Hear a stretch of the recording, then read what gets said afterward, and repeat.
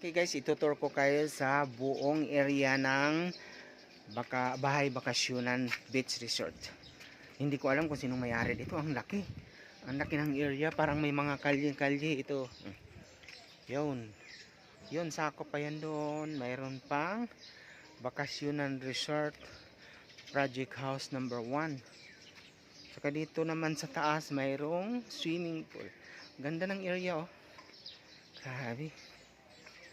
So, since alas 8 pa naman ang aming training, mag-ikot-ikot muna tayo dito. Ganda. Yun, may villa to. Punong-puno siya. Daming mga nagbakasyon dito.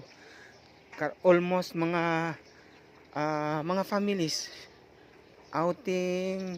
Ang dami kasi niyan swimming pool. Yun. Tapos, mayroon hagdanan dito. Yan. Barkadas 5. Ang amin naman ay Barkadas 4. Ang aming villa. Medyo malaki dahil marami kami 10. At saka sa loob naman ng sa isang Barkadas house ay may mga beds. Ang dami. Kompleto siya. May kusina. May CR. May shower. Ang ganda. Tapos, basta kumpleto siya sa loob. Mayroon siyang thermos nakahanda. Kung sinong gusto magkape. Ayun, yun. Yun, ang ganda, oh. Sobra guys talaga. May enjoy kayo dito kung pumunta kayo rito sa Bahay Bakasyonan. So, oh, yan, oh. Yan, ang ganda-ganda. Yun, mga kasamaan ko, naglakad-lakad. Yun. Dito naman ay yung mga girls, mga kasama namin. Yun. Kung may events dito siguro, oh.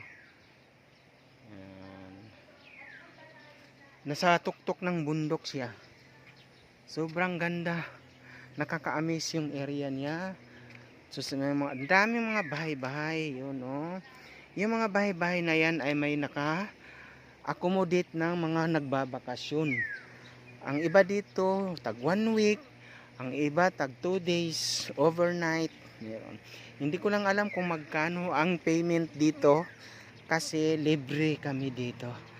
From Simbayanan ni Maria Multipurpose Cooperative. So, maraming salamat Simbayanan dahil nilibre mo na naman kami as officer.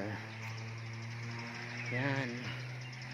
Tutur ko kayo dito sa swimming pool.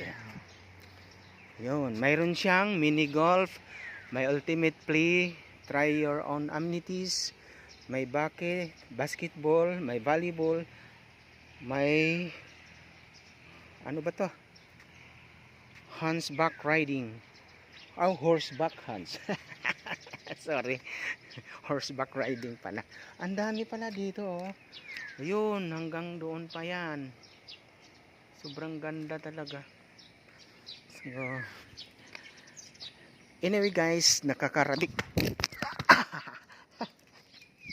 Buset. Napakdol ako. Grabe. Hindi ko akalain napakdol ako. Yun. Ito naman ay sakit medyo masakit. Yun ang swimming pool. Dito kami naligo kagabi, sobrang lamig kaya ang bilis ko lang umahon. Yun, malapit kami dito sa windmills. Yun, oh. Windmills yan.